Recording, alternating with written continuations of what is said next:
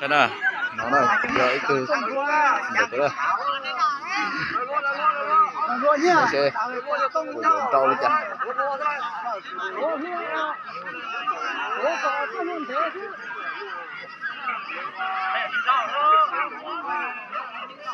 Xem nào, này khi nhục dở xem nào, khi nhục mê chứ.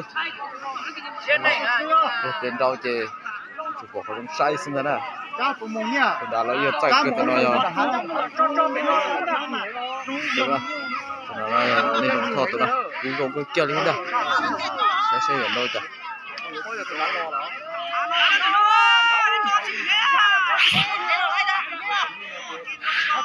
Thế là giờ tiền đâu rồi giờ chúng nó cũng phải chứ.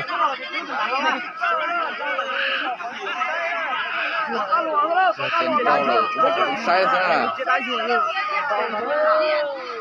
Tiền đâu chứ. Chấp loa. Rồi.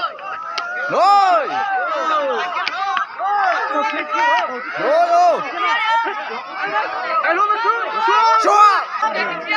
Trâu kia là thế nào? Tôi sẽ đá trâu tụi bên nó đó. Tao luôn nó sơn, trâu kia. Ôi ôi. Không tha là thế đó. Sát chào nó tiêu.